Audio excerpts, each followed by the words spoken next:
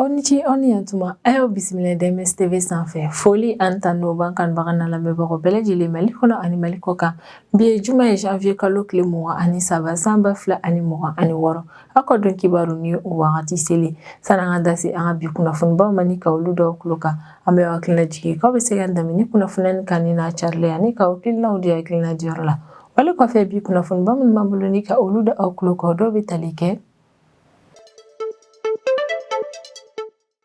an bɛ wagati min na fɔ ko bi min an ka Mali autorité olu bɛ ka fɛɛrɛ bɛɛ lajɛlen yɛrɛ kɔni latigɛ walasa ka se ka an ka Mali fintigilakaw yɛrɛ kɔni ka kanw cari ni ka taa jamana in fan caman yɛrɛ kɔni na wale min bɛ kɛ sababu ye ni ka jamana in fantan naani bɛɛ lajɛlen yɛrɛ kɔni contrôle de an ka Mali fintigilakaw ma o ko hukumu yɛrɛ de kɔni na min yɛrɛ kɔni kita gouverneur ale ye laseli kɛ ka sanga ni janvier kalo tile 20 tɛmɛnen san 2026 ni o kɔni an ka Mali fintigilakaw yɛrɛ kɔni ka san 65 ɲɛnajɛ yɛrɛ kɔni o ko hukumu yɛrɛ de kɔni na min ye kita gouverneur ale kɔni y'a yira k'a fɔ ko san 2023 mai kalo wagati kan min yɛrɛ kɔni birigi fɔlɔw yɛrɛ kɔni dara kita région kɔnɔna na ko ni kan kofɔlen yɛrɛ kɔni banna wali min yɛrɛ kɔni nana kɛ sababu ye ni donna nataw la min an ka Mali finitigilakaw u kɔni na taa ni yɔrɔ kofɔlen na walasa ka se ka taa u ka lakana baaraw yɛrɛ kɔni cari ni région in kɔnɔna na.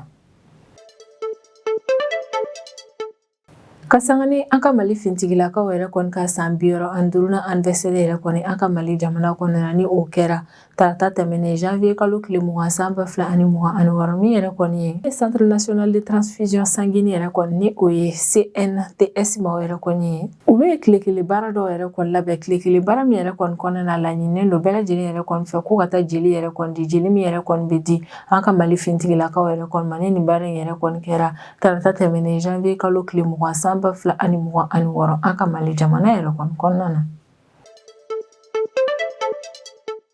Ko tɛnɛ tɛmɛnen janvier kalo tile 19 san 2026 Keɲeba localité yɛrɛ kɔni kɔnɔna na ko min yɛrɛ kɔni fɔɲɔgɔnkɔ dɔ ye o kɔni nana juguya fo ka na saya yɛrɛ kɔni bɔ a la nin yɔrɔ kofɔlen na wali min yɛrɛ kɔni kɛra sababu ye ni ka Keɲeba sigibaa ma o bɛɛ lajɛlen yɛrɛ kɔni bila dusukasi ale ni deuil yɛrɛ kɔni kɔnɔna na.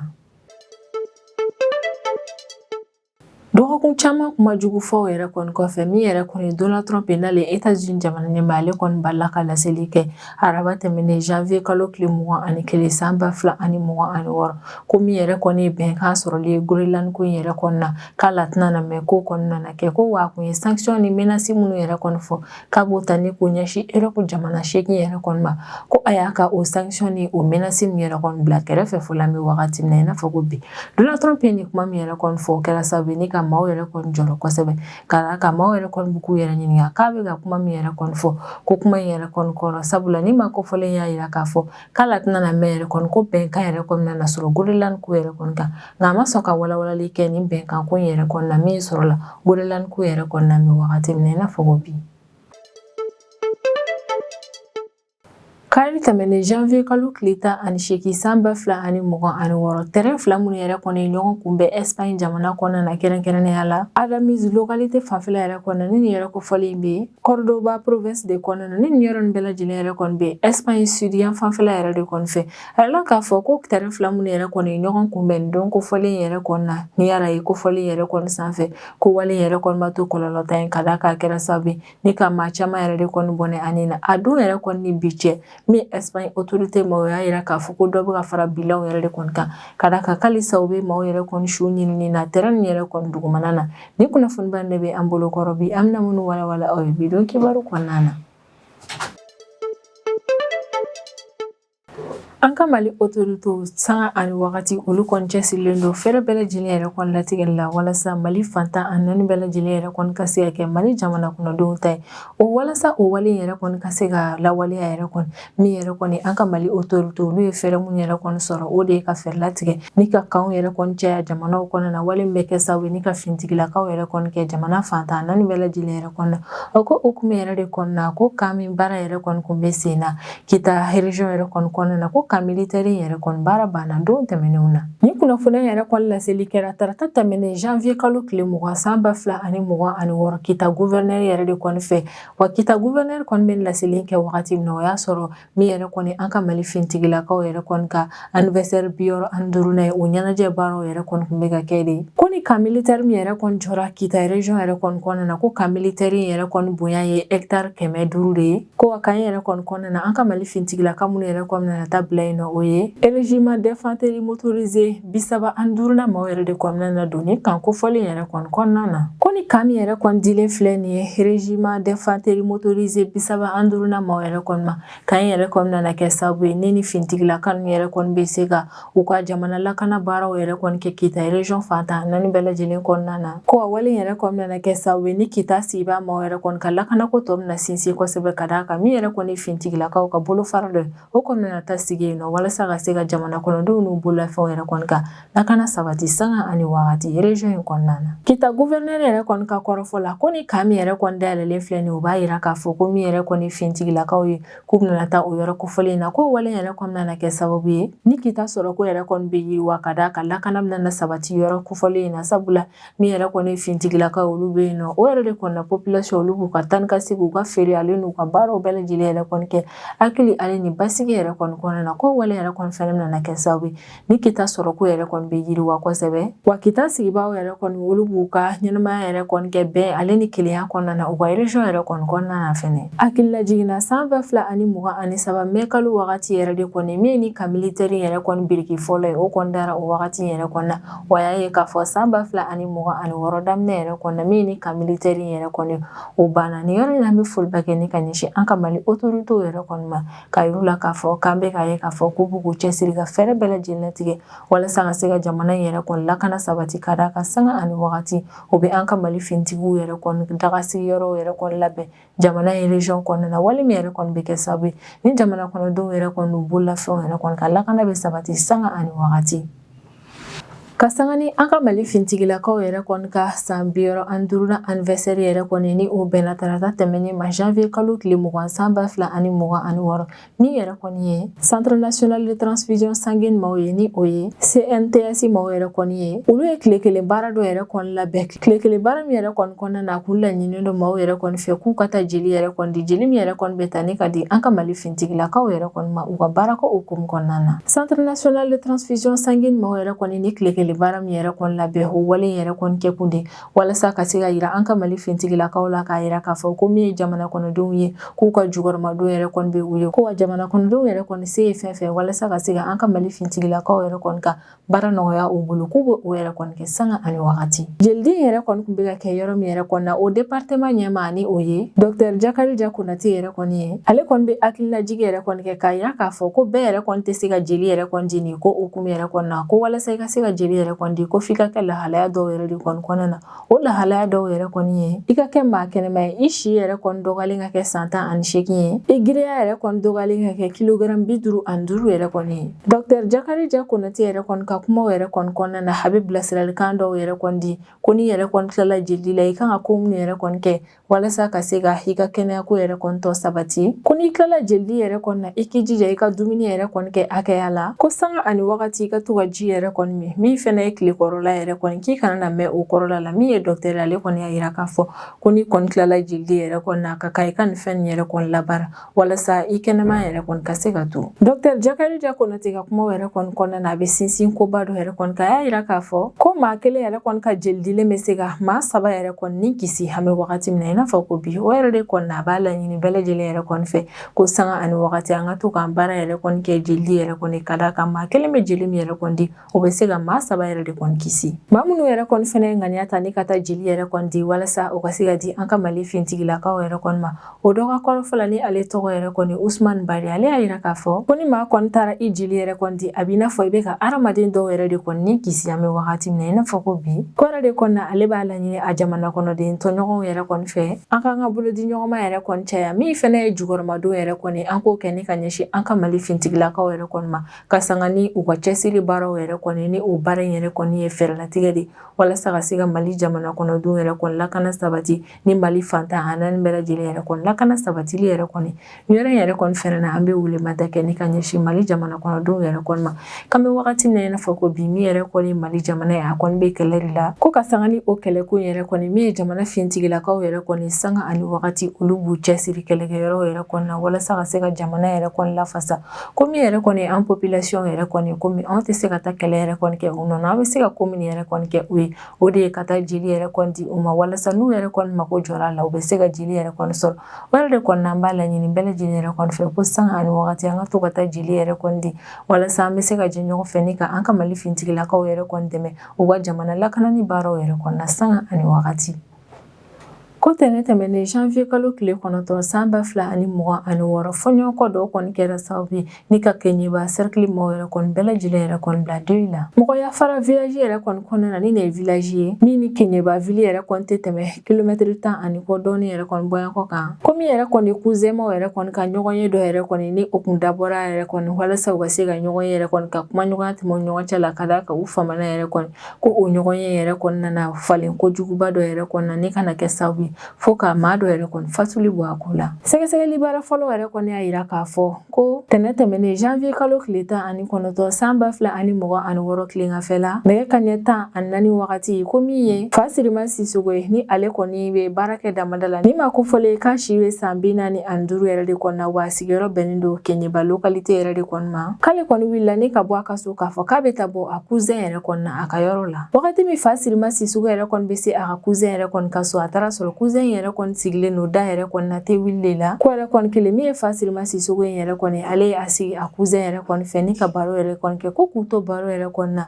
k'a bɛ n'a fɔ u balila yɛrɛ kɔni kumaw nana fɔ ɲɔgɔn kɔ fo ka kumaw yɛrɛ kɔni yɛlɛ ɲɔgɔn sanfɛ ko fɔɲɔgɔnkɔ yɛrɛ kɔni nana juguya fɔɲɔgɔnkɔ juguya kojugu yɛrɛ kɔni fɛ min ye Fasirima Sisogo cousin ye ni o ye Sulemani Keyita ye ni ale kɔni si bɛ san 43 de la ko maa kofɔlen yɛrɛ kɔni ye muru yɛrɛ kɔni ta ni ka muru yɛrɛ kɔni turu Fasirima Sisogo yɛrɛ kɔni na ko Sulemani Keyita yɛrɛ kɔni muru min yɛrɛ kɔni turu Fasirima Sisogo yɛrɛ kɔni na muru in yɛrɛ kɔni taara bɛn fo Fasirima yɛrɛ kɔni dusukun yɔrɔ de ma ni o ye adamaden yɛrɛ kɔni fari nima yɔrɔba dɔ yɛrɛ kɔni ye ko muru yɛrɛ kɔni selenni ma ko fɔlen yɛrɛ kɔni dusukun yɛrɛ kɔni ma o kɛra sababu ni Fasirima Sisogo ale kɔni binna o yɔrɔ bɛɛ yɛrɛ kɔni na ni ka a fatu o yɔrɔ yɛrɛ kɔni fɛnɛ na ko wale jugu yɛrɛ kɔni kɔfɛ mun ye Sulemani Keyita ye ni ale de ye muru yɛrɛ kɔni turu a cousin yɛrɛ kɔni na ale bolila ni ka bɔ yɔrɔ in na ka d'a kan a siranna a ka ko kɛlen yɛrɛ kɔni ɲɛ ko ni ma ko fɔlen yɛrɛ kɔni bolilen yɛrɛ kɔni kɔfɛ min yɛrɛ kɔni population ye olu ye Keɲeba commissariat maaw wele ni o commissariat yɛrɛ kɔni ɲɛmɔgɔ bɛ commissaire principal Mustafa Kante yɛrɛ de kɔni bolo ko ni ma ko fɔlen yɛrɛ kɔni fɛnɛ ka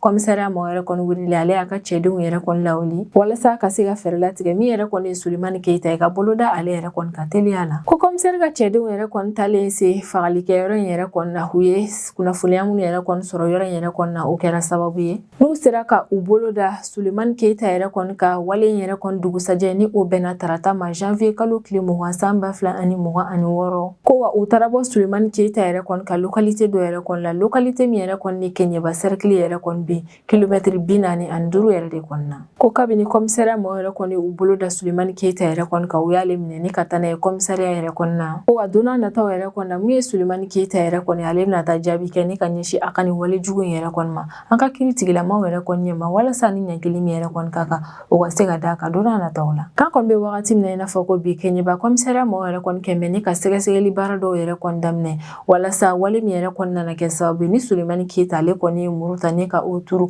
a cousin yɛrɛ kɔni na ka fɛɛrɛ latigɛ ni ka o kun yɛrɛ kɔni dɔn ale ni fɛɛrɛ ka se ka latigɛ yɛrɛ kɔni Sulemani Keyita ni ɲankili min yɛrɛ kɔni ka kan a ka nin wale jugu in yɛrɛ kɔni na o fɛnɛ ka se ka d'a kan donna nataw la Kayi police national directeur régional ni o ye contrôleur principal Tapa Uri Demba Diallo yɛrɛ kɔni ye ale kɔni bɛ Keɲeba commissariat de police maaw yɛrɛ kɔni fo u ka cɛsiri n'u ka baara kɛ ko ɲuman ale n'u ka teliya yɛrɛ kɔni na ni opération yɛrɛ kɔni senfɛ ka d'a kan k'u ka teliya u ka baara kɛ ko ɲuman ale n'u ka cɛsiri o yɛrɛ de kɔni sera ka kɛ sababu ye n'u sera ka u bolo yɛrɛ kɔni da Sulemani Keyita yɛrɛ kɔni kan teliya yɛrɛ kɔni na nin yɔrɔ yɛrɛ yɛrɛ kɔni na an bɛ duwawu yɛrɛ de kɔni kɛ banbagatɔ ye k'Ala ka badabada dali yɛrɛ kɔni nɔgɔya ale nka halisa sɛgɛsɛgɛli baaraw yɛrɛ kɔni bɛ sen na walasa kun min yɛrɛ kɔni y'a to min ye Sulemani Keyita ye ale ye muru yɛrɛ kɔni ta ni ka o turu a cousin yɛrɛ kɔni na u ka se ka dɔ kari a kan maa caman kɔni y'a yira k'a fɔ k'u ma se ka nin wale yɛrɛ kɔni faamu ka d'a kan ko ka maa fila ninnu yɛrɛ kɔni to baro la ko kumakanw yɛrɛ kɔni balila ni ka yɛlɛ ɲɔgɔn sanfɛ ko min yɛrɛ kɔni nana kɛ sababu ye fo ka muruturu yɛrɛ kɔni bɔ a la maa si tɛ o ko nin yɛrɛ kɔni dɔn nka don n'a nataw yɛrɛ kɔni na sɛgɛsɛgɛli baaraw kɔfɛ ni kunnafoniyaw yɛrɛ kɔni carila nin ko yɛrɛ kɔni kan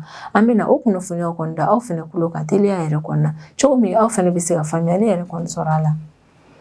Sisan an bɛ tɛmɛ n'an ka jamana kɔfɛ kibaruyaw ye o kɔnɔna na an bɛ taa États-Unis jamana kɔnɔna na.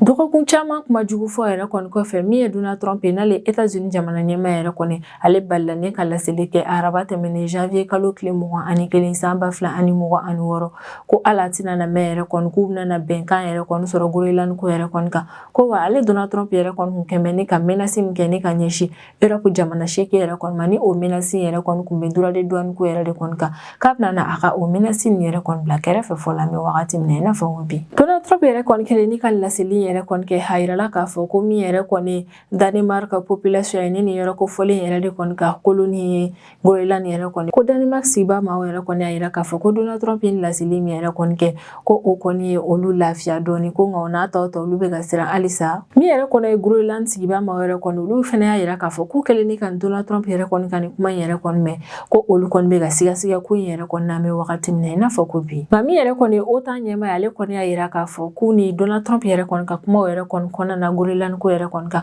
ko min ye Groenland jamana yɛrɛ kɔni ka souveraineté ko yɛrɛ kɔni k'u da ma se o yɛrɛ kɔni ma fɔlɔ Groenland jamana yɛrɛ kɔni kɔnɔna na Groenland sigibaa maa dɔ kɔni kelen ni ka Donald Trump ka nin kuma yɛrɛ kɔni mɛ ale y'a yira k'a fɔ ko tiɲɛ yɛrɛ kɔni tɛ ko Donald Trump bɛ ka nkalon yɛrɛ kɔni tigɛ ko kuma fɛn fɛn yɛrɛ kɔni bɛ bɔ Donald Trump yɛrɛ kɔni da kɔnɔ k'ale tɛ da o la ko wa ko Groenland jamana yɛrɛ kɔni kɔnɔna na maa caman yɛrɛ kɔni bɛ yen nɔ olu fɛnɛ tɛ ka da Donald Trump ka nin kuma fɔlen yɛrɛ kɔni na Donald Trump yɛrɛ kɔni ka nin laseli yɛrɛ kɔni kɔnɔna na n'o y'a sɔrɔ bɛnkan sɛbɛn yɛrɛ kɔni kɔnɔna na Groenland fantan naani bɛɛ lajɛlen yɛrɛ kɔni bɛ di États-Unis yɛrɛ kɔni ma min ye Donald Trump ye a tɛ o kɔni ɲɛfɔ a ka kuma in kɔnɔna na wa min ye Donald Trump a bɛ wagati jan yɛrɛ kɔni bɔ ale bɛ ka jagoya yɛrɛ kɔni ko min yɛrɛ kɔni ye Groenland yɛrɛ kɔni ko ka o di États-Unis ma ka d'a kan ko ni Groenland yɛrɛ kɔni dira États-Unis yɛrɛ kɔni ma k'o bɛ kɛ sababu ye ni min yɛrɛ kɔni olu États-Unis olu yɛrɛ kɔni bɛ u ka lakana yɛrɛ kɔni sabati Russie ale ni Chine yɛrɛ kɔni contre la États-Unis jamana ɲɛmaa yɛrɛ kɔni ka kɔrɔfɔ la k'a tun bɛ fɛ ka guerre commerciale min yɛrɛ kɔni sigi Europe jamana dɔw yɛrɛ kɔni kan k'a bɛna na o guerre commerciale in yɛrɛ kɔni jɔ fɔlɔ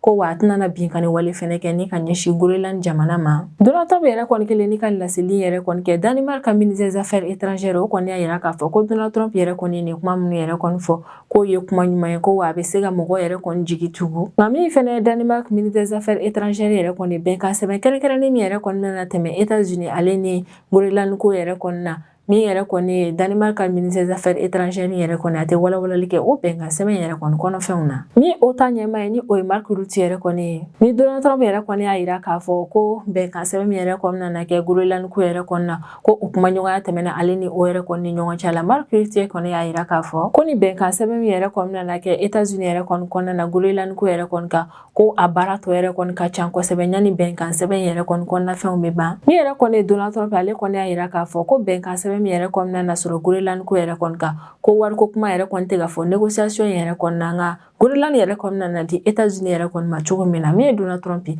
a tɛ walawalali kɛ maaw yɛrɛ kɔni ye o ko la fɔlɔ Donald Trump yɛrɛ kɔni ka kɔrɔfɔ la ko don tɛmɛnenw yɛrɛ kɔni na ɲɔgɔnye dɔ yɛrɛ kɔni tɛmɛna ale ni OTAN ɲɛmaa ni ɲɔgɔn cɛ la ni o ye Mark Rutte yɛrɛ kɔni ko ɲɔgɔnye yɛrɛ de kɔni kɔnɔna na ale ni Mark Rutte yɛrɛ kɔni bɛnna ko dɔ yɛrɛ kɔni na ko min yɛrɛ kɔni na don n'a nataw yɛrɛ kɔni na u bɛna na bɛnkan sɛbɛn yɛrɛ kɔni sɔrɔ Groenland ko yɛrɛ kɔni na ko komi o bɛnkan yɛrɛ kɔni tɛmɛna ale yɛrɛ kɔni ni Mark Rutte yɛrɛ kɔni ɲɔgɔn cɛ la ko yɛrɛ de kɔni kɛra sababu ye ale fɛnɛ ye décision yɛrɛ kɔni ta ko droit de douane min yɛrɛ kɔni kun na wajibiya Europe jamana 8 yɛrɛ kɔni kan ni o kun na daminɛ février kalo tile fɔlɔ nata in na san 2026 ko min yɛrɛ kɔni o droit de douane ko in yɛrɛ kɔni k'a bɛna o ko bila kɛrɛfɛ fɔlɔ hakilina jiginna sibiri tɛmɛnen ne min ye Donald Trump yɛrɛ kɔni ale ni menace in kɛ ni ka ɲɛsin Norvège, Suède, France, Royaume-Uni, Allemagne, Pays-Bas fo ka taa se Finlande yɛrɛ kɔni ma Donald Trump ale ni menace de kɛ ni ka ɲɛsin jamana ni yɛrɛ kɔni ma ka d'a kan ko ni jamana 8 ni yɛrɛ kɔni u ka fintigilakaw bila ni ka taa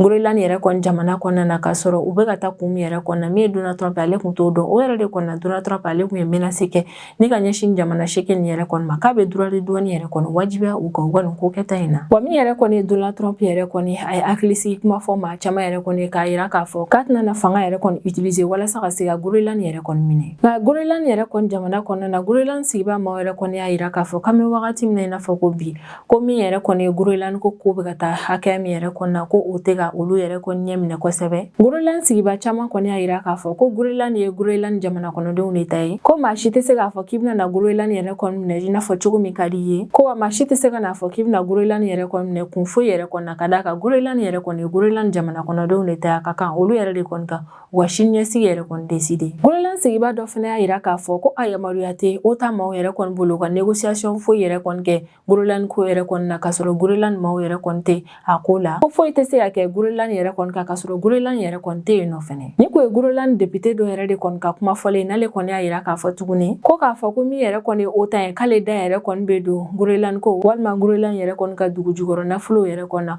ko kɔni ye kuma ye min bɛ bonya mɔgɔ yɛrɛ kɔni hakili ma kosɛbɛ ka d'a kan min ye OTAN maaw yɛrɛ kɔni u da don yɔrɔ foyi yɛrɛ de kɔni tɛ Greenland ka ko ni Greenland dugu jukɔrɔ nafolo ko yɛrɛ kɔni na wa dɔ ka sɛgɛsɛgɛli baara yɛrɛ kɔni y'a yira k'a fɔ ko Greenland jamana yɛrɛ kɔni kɔnɔna na ko ni Greenland jamana kɔnɔdenw yɛrɛ kɔni ta 100 sara la ko maa 85 bɛɛ lajɛlen kɔni y'a yira k'a fɔ k'u tɛ fɛ Greenland yɛrɛ kɔni ka di États-Unis jamana yɛrɛ kɔni ma wa Greenland jamana yɛrɛ kɔni kɔnɔna na ni ye maaw yɛrɛ kɔni ta 100 sara la maa 6 bonya ko olu fana y'a yira k'a fɔ k'a kɔni ka di olu ye min ye Greenland yɛrɛ kɔni a ka fara États-Unis yɛrɛ kɔni kan an kɔni bɛ wagati min na i n'a fɔ ko bi Donald Trump ye nin laseli min yɛrɛ kɔni kɛ o kɛra kamanagan ko ye maa caman yɛrɛ kɔni bolo ka d'a kan bɛnkan min yɛrɛ kɔni bɛ yen nin bɛnkan sɛbɛn in kɔnɔna na maa si yɛrɛ kɔni tɛ ka sɔn ka ɲɛfɔli yɛrɛ kɔni kɛ o ko la o de bɛ ka maa caman yɛrɛ kɔni lasiran kosɛbɛ fo min yɛrɛ kɔni ye Greenland jamana kɔnɔdenw olu y'a yira k'a fɔ ko nin ko in yɛrɛ kɔni tɛ se ka to ta ko fɛn tɛ se ka fɔ Greenland yɛrɛ kɔni kan ka sɔrɔ Greenland yɛrɛ kɔni t'a kalama fɛnɛ Ɲini bɛ dan sigi an ka bidon kibaru la an b'an kanubaga n'a lamɛnbagaw bɛɛ lajɛlen fo Mali kɔnɔ ani Mali kɔ kan an bɛ aw hakilina jigin k'aw bɛ se k'an dɛmɛ ni kunnafoniya ni kan ni n'a carili ani ka hakilinaw di hakilina diyɔrɔ la wali kɔfɛ an b'a fɔ yan ko aw k'an bɛn a ɲɔgɔnna wɛrɛ ma